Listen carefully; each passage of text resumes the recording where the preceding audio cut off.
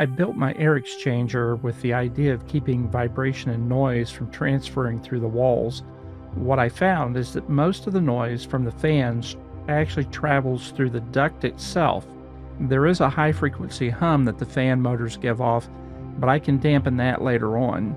So once the fans were in place, I decided to build baffles that hopefully would absorb some or most of the noise.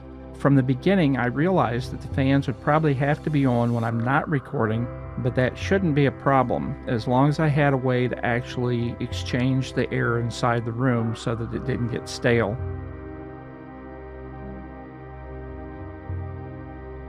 From the outside, the noise is minimal. The camera picks up a lot more than I could hear, but I figured that would be true for a microphone as well. Inside the room, the noise was a bit more concentrated, as you can hear.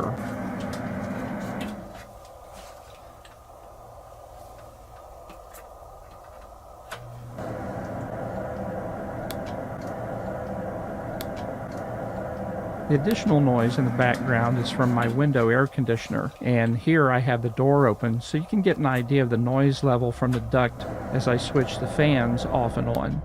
A common thing to all of the baffles folks made in the videos I watched was a series of fins that apparently serve as channels to absorb noise without blocking the airflow. Most of the material for the upper baffle was plywood, but as I moved to the lower baffle I incorporated MDF board as well, which is a lot denser.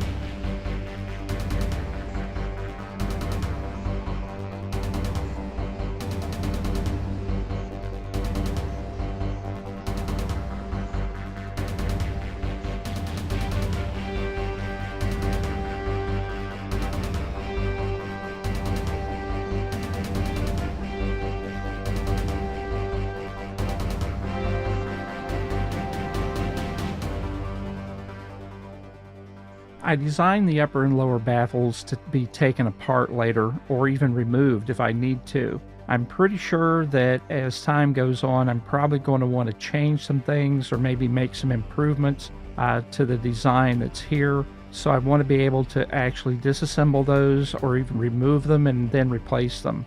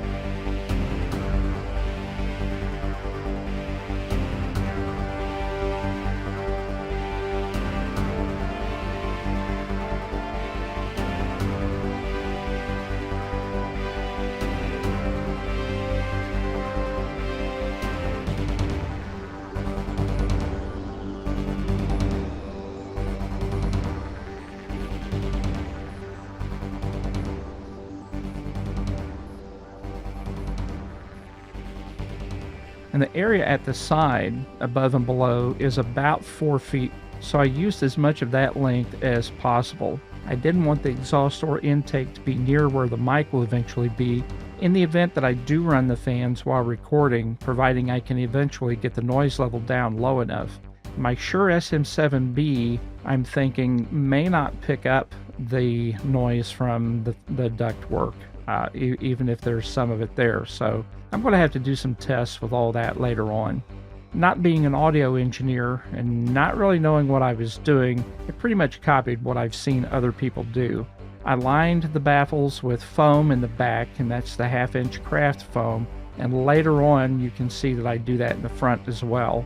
I wanted to use the eggshell foam that's used in packing, but I didn't have any of that and couldn't find it anywhere locally. I finally used 1/2 inch craft foam for the back and also as a pad for the upper baffle. I secured it with the same glue I used to cement the carpet to the walls.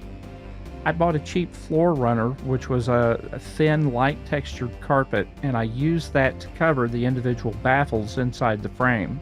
I had to clamp it in place due to the tight curves being formed, and getting the carpet right where I wanted was tricky, but the clamps really worked and helped hold it in place.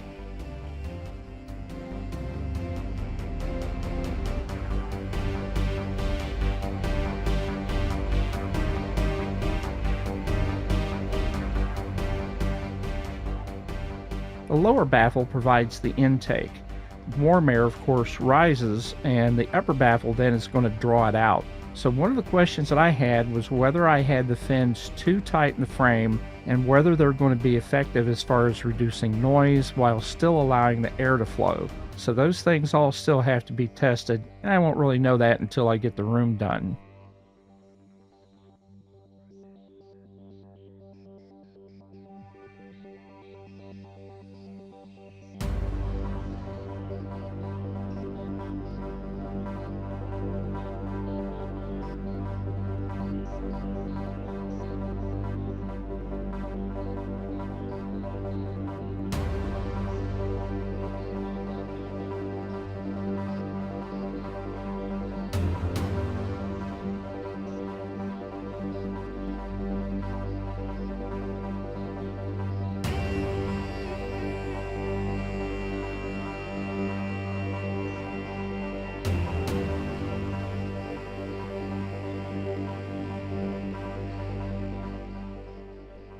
The outer covers of the baffles were lined with more of the craft foam, as I stated a minute ago, and that's just to help seal in the airflow or to create kind of a gasket effect. I didn't want to glue those in place because if I decide to rework something or redesign it, I want to be able to take it apart without actually having to destroy it.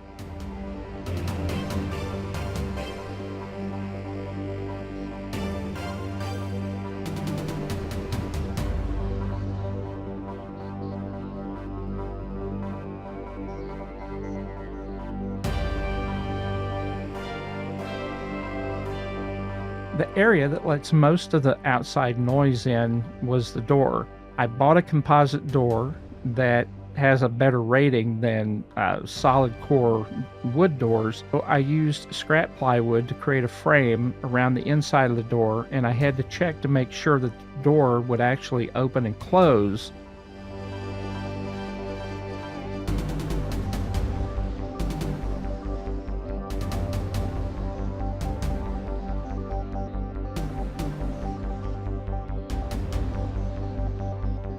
I had to create an arc for the door handle so I'd be able to actually reach over and open and close the door. I put in a layer of 1/2 inch drywall inside the frame, and that screwed directly into the door.